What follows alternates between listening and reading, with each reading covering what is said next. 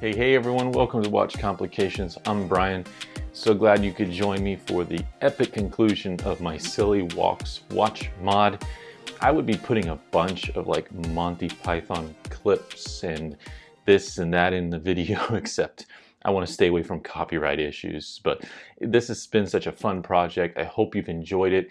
If you like what you see here and in other videos on the channel, consider subscribing to Watch Complications. Hit that bell if you want updates. Check me out on Instagram at watch_complications. And of course, all content and detail is on my website, watchcomplications.com. Now, before we get into this final video where I put the watch together, we take an overall look at it, I'm going to give you a little bit of preview of what this thing looks like from the front and the back, but we're going to go into detail with putting it together. Today, wrist check. I'm wearing the Feynman Fjord. This is the Magma model. The strap on this is actually extremely comfortable. This is handmade leather Zulu style strap. I'm going to have the full review on this coming next week. I think this is going to be an interesting watch. This is just pre-order, not Kickstarter, and that's their first time venturing out and trying to say, we're going to sell this model on our own this time. So kudos there. More to say about that next week, but right now, let's get silly. Well, I know I put up a couple preview things, but I guess you probably want to see the watch before we get into the middle of things. This is what it looks like. I love it on this leather strap. I'll say more about that in the video.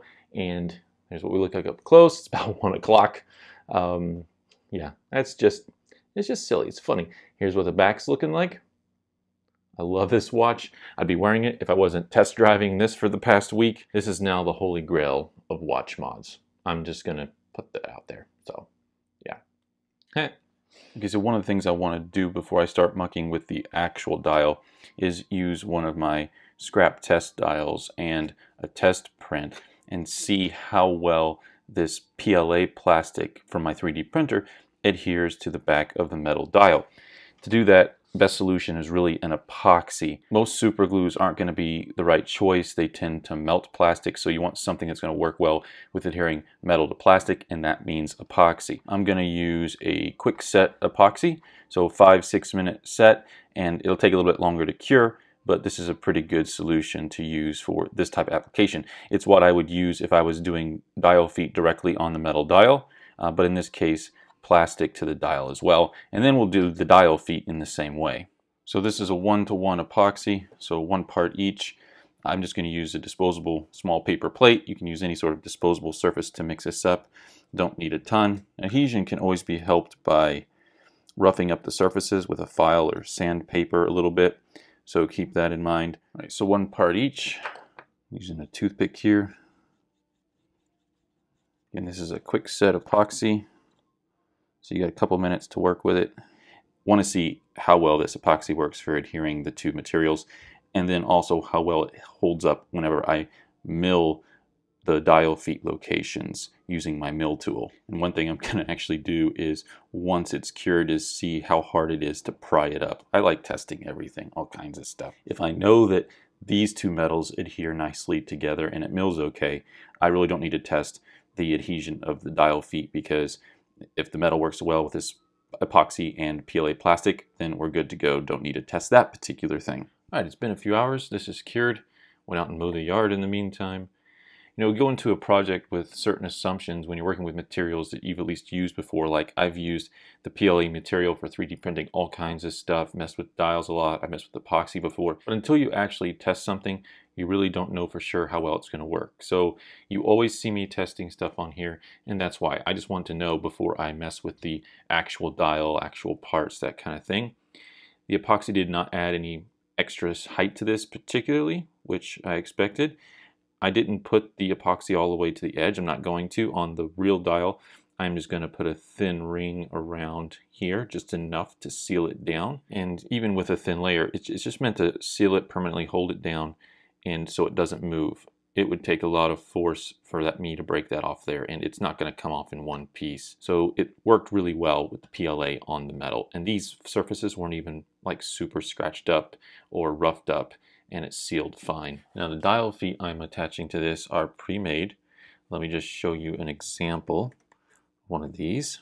So it's got the surface here that you're going to place on the location of the dial you want, and then you can see there's the pin that comes up that goes into the movement. So I need to mill 2 holes in the back of this dial so I can place the dial feet using the same adhesive epoxy I used to seal the PLA spacer to the back of the dial. So I'll throw up a picture of one of these mill sets and I will change the direction on the camera so you can see the process happen.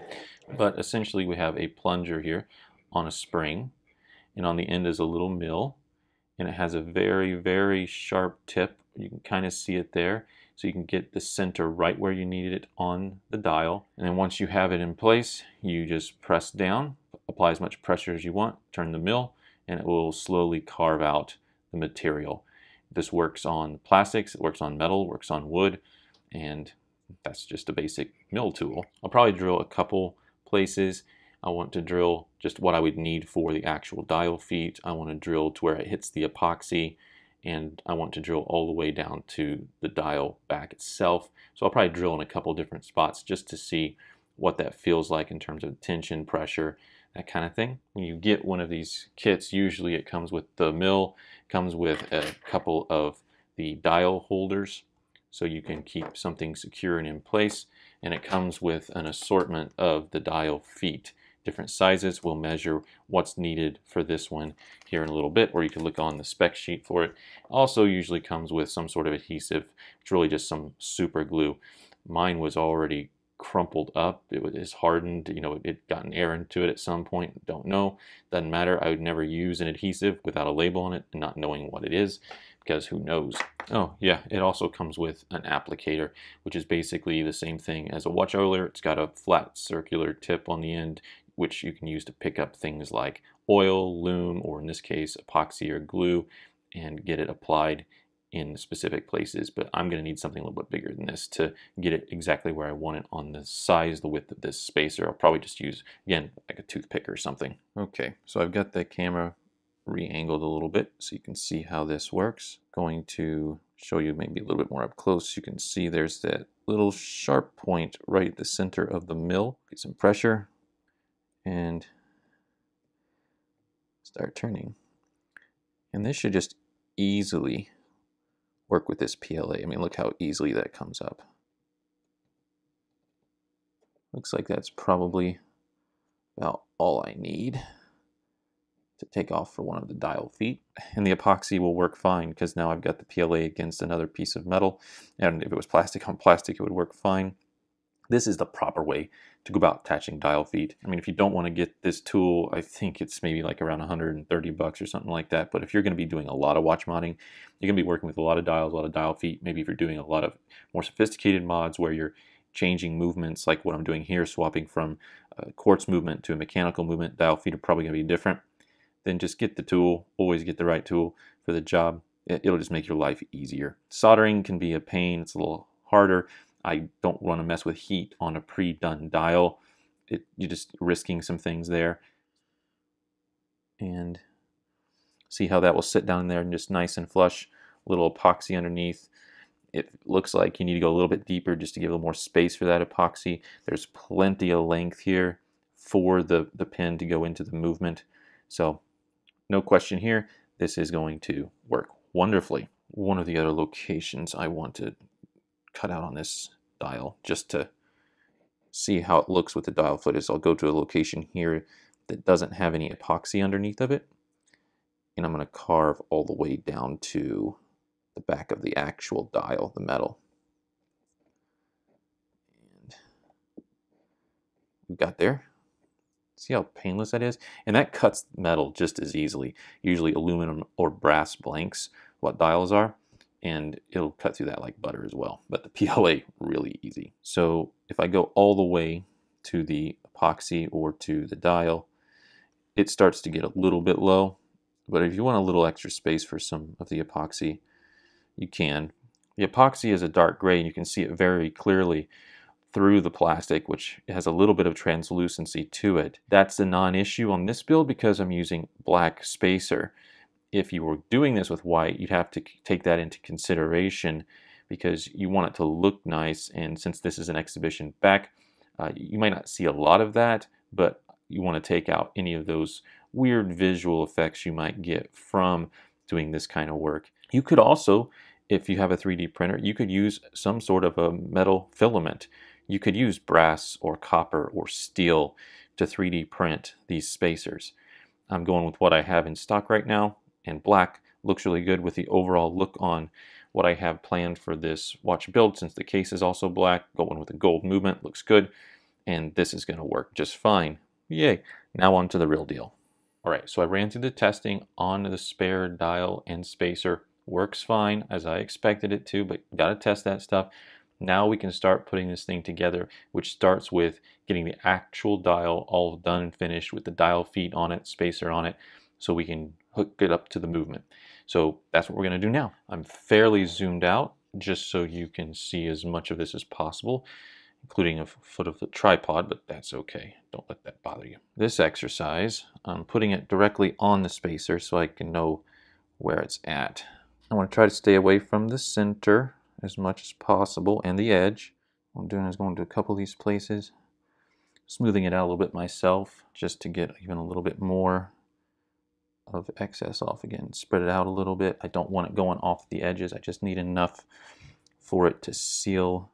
Of course, it doesn't matter where this is on the dial as long as it is adhered evenly around the edge. So I've got that pressed down. I'm going to put it in the dial holder where I can give it a few firm presses. The holder is keeping it in place for me on the edges so it's not sliding around when I apply a little bit of pressure. Make sure this is looking okay on the front.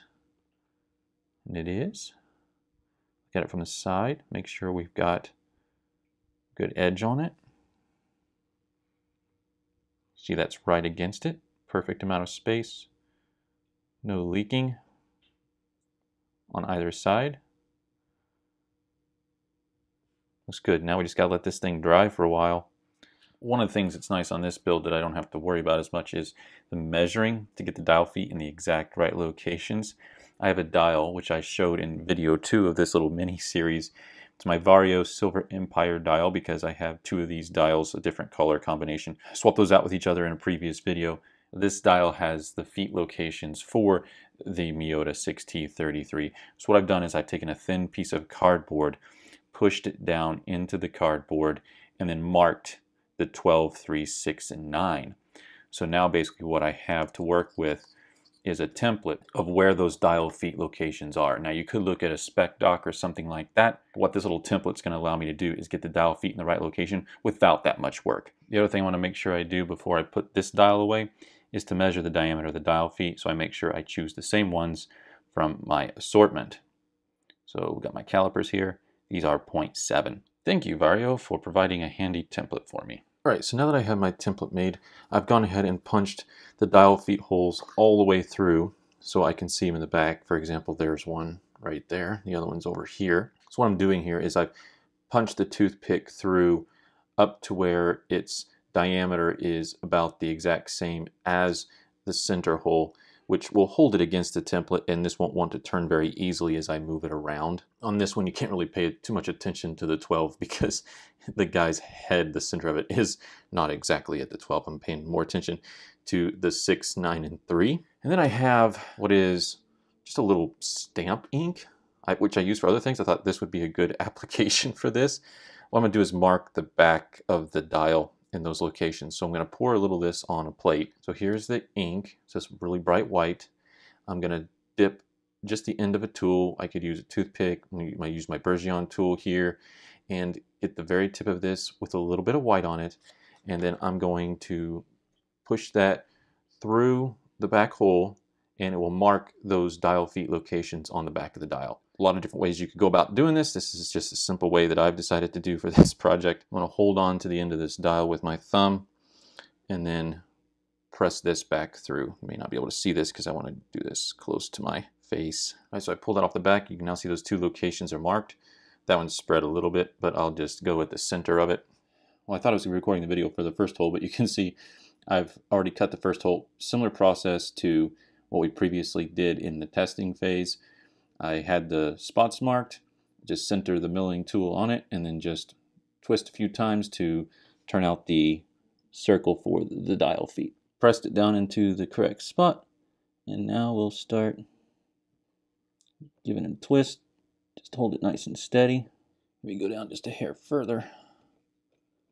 Okay, so there we have our 2 dial feet locations. Test and make sure that those recesses are cut enough. Zoom in there and they look pretty good. So I think we're set to go. So I've got the dial ready here, dial feet, and I've whipped up some quick epoxy just like I showed previously in the test, and it's ready to go. Obviously, I'm not going to use this much, but you want enough that you can mix it well. So I'm going to get just a fraction of this, and I'm just going to set a little bit down at center.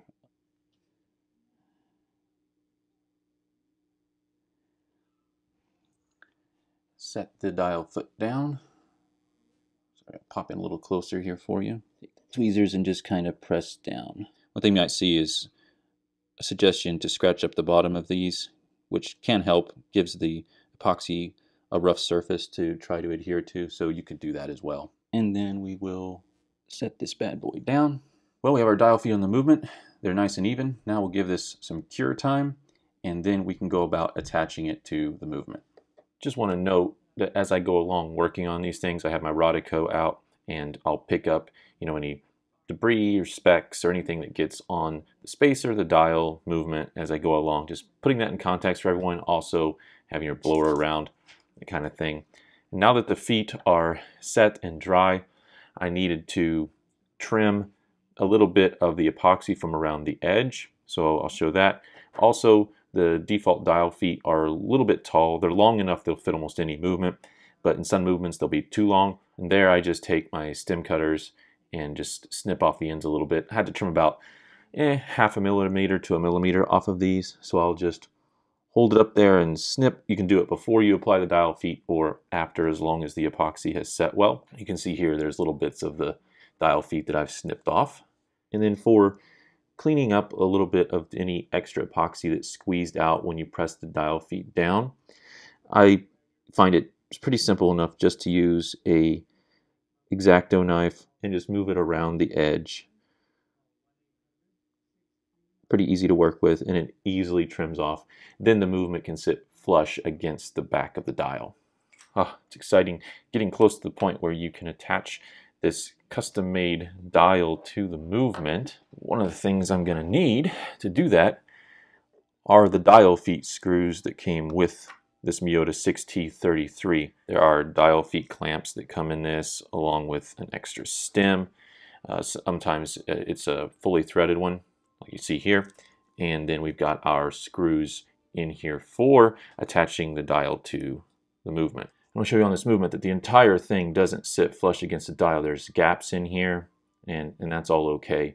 But it's sitting flush through most of that main plate around. But there are some gaps, and that's just the way the movement is designed and the way the bridges are arranged. Now these screw locations are crazy tiny.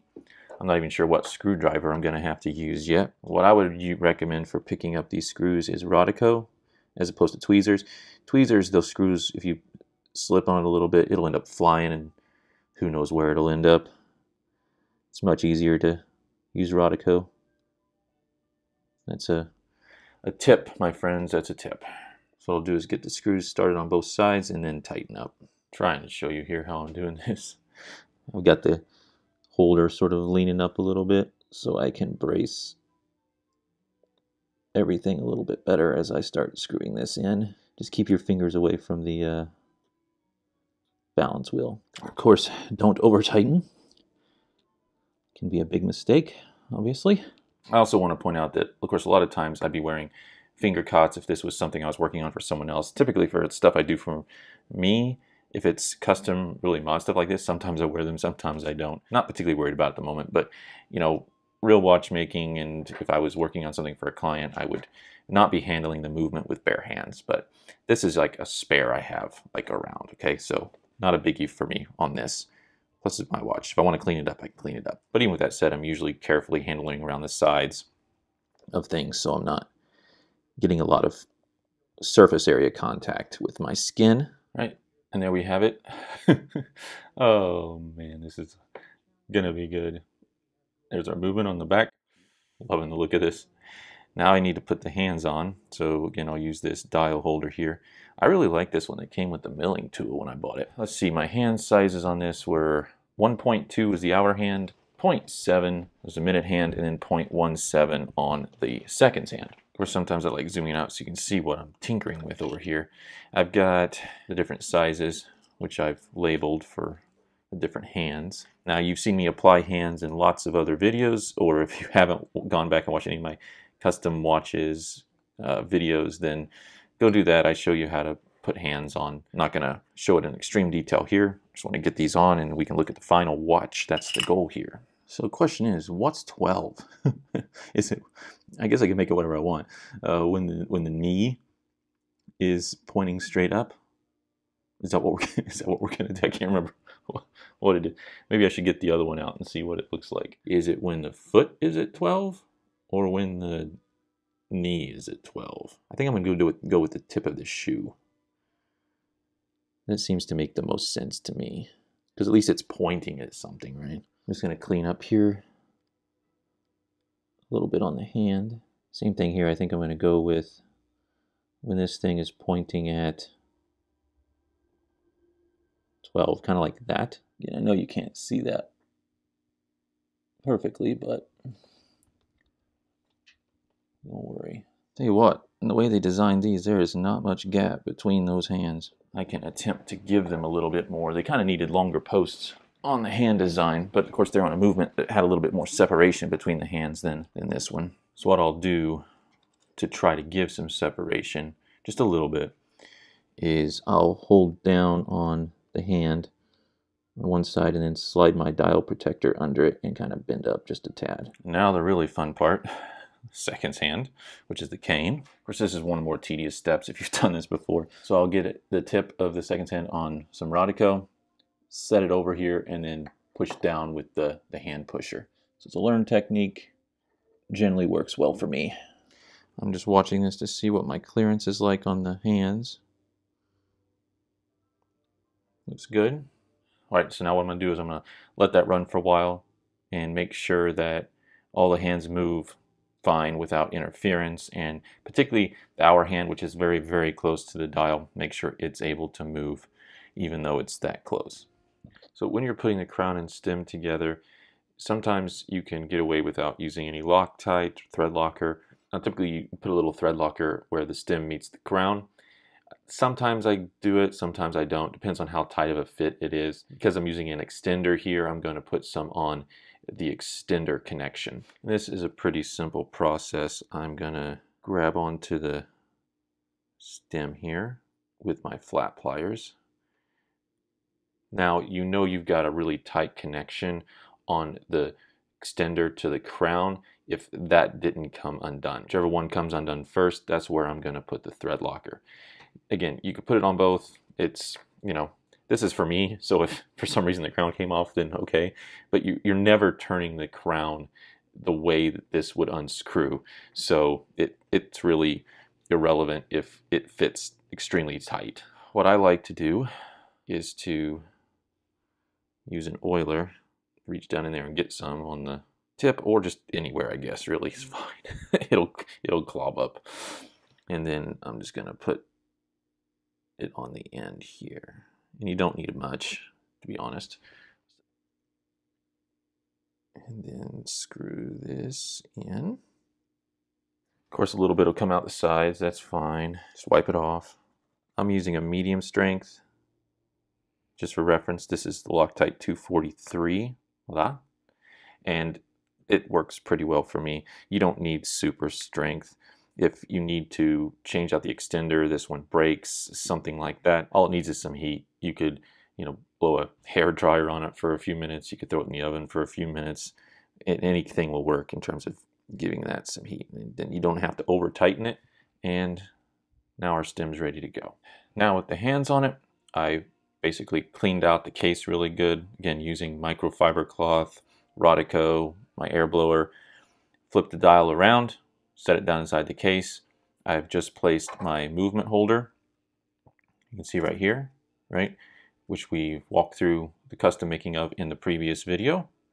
So set that down inside the case. All the notches and everything lining up good, nice and snug. We can go ahead and put the stem in, which has already been measured and cut and all of that. Snap in, make sure it pulls out the time setting, back in. Now we got to set the case back on. I'm gonna have to clean this up really good. It's got a gasket under here that I need to clean up real quick, so I'm gonna do that. Okay, so I get this screwed down as far as I can with my hands. And then I need to get my case tool to tighten it down all the way. Got my case tool already sized for it. I'll set this down, pop out here, get a little bit more oomph into this. Don't need to over tighten it, but certainly want it nice and sturdy. I think I'm going to try to tighten this down to where those are even with the lugs. There we go. We have our watch. Now I just got to pick out a strap for it. Zoom in here a little closer. See what that looks like. Looks pretty good. Been a lot of work. Oh, let's get a strap on it and then we can do a full, in-depth look at it. Well, everyone, this was an interesting project, a challenging one in some ways. I learned a lot. I'm always learning more about watchmaking and what goes into building certain components of a watch. I love the challenge of taking a movement and fitting it to a case that wasn't intended. I do that all the time, as many of you know, with different custom builds. Here, I took the hands and the dial from that original Monty Python watch, which looked terrible, and now I've got it on this nice mocha coffee cappuccino style leather, which has got hints of dark brown and black in it. Matches really well. The threads match with the color of the dial. You got a little bit of a burnt orange / persimmon color. It looks hilarious. I love seeing the cane moving in a higher beat rate, not that dead seconds of the quartz. And it's silly, it's funny, but it actually looks really, really good. Let me pop out here. You can see a little bit more of this. This strap I had laying around, I had originally purchased and worn it once or twice on my Seiko Irish coffee. It's a Presage model, which I ended up selling. But I really liked the strap and I hung on to it thinking, eventually I'll put it on something, and it works here. Now this has a steel buckle. I could replace that with a black one. I have some spares laying around, I think. But it also goes with the case back. So it's got a little bit of everything going on here. This also has some threads there on the end. It's kind of like almost an aviator style strap. It's a 20mm strap width on this particular case, as I mentioned earlier on. The edge of this is highly polished, so it picks up, prints and stuff real easy. There you can see our Miyota 6T33. Really, the 3D printed holder fits in really well. You don't really notice it that much. It kind of fades into the background when you're just looking at it. And that's exactly what I intended with this project, is let that movement sort of jump out at you with this 3D effect. I love the simple no writing on the case back with the round holes for the case tool. Crown fits nice and snug. I wouldn't want to shave any more off of that. You can see the 3D print mark. Now, every print comes off a little different. You can notice on this side of the 3D print holder, it's got the cutout for it, not really resting against it on that side, which is fine. The stem's holding it in on this side, and then it's nice and snug over here. You're going to get a little bit of that variation from time to time. Not a big deal. I've got the secure points around here. It's obviously secured to the dial with the dial feet screws. You saw me attach those. This would look good also with the silver white version of the movement, but I like the yellow, goes well with this overall theme and feel. This black PVD case. Again, eventually I might change out the crystal for a sapphire one. This is mineral, but hey, this is a pretty good starting point. I'll wear this around. I mean, come on. It's so much better than the original. I hope you got something out of this project and seeing me walk through it in all 3 videos. And hopefully this will help you in some ways, inspire you in some ways in your own watch journey in terms of modding or making, if you're into that, or tinkering and considering ideas. Now that you've seen the whole project and process, the final watch, tell me what you think about it in the comments below. Interested to hear your thoughts, ideas, questions, and I will try to get back to everybody. I get lots of communication every week. Big thank you to my subscribers. If you're not subscribed, consider it, please, and help me grow this channel. I try to get out as much content as I can, all things watches, not just reviews, but making, tinkering, modding, reviewing, how things work. It's all here. Check out my site, watchesofyoutube.com, if you want some daily photos. Subscribe to my feed on Instagram at watch_complications. Brian, let's walk out. That's it. I'm out.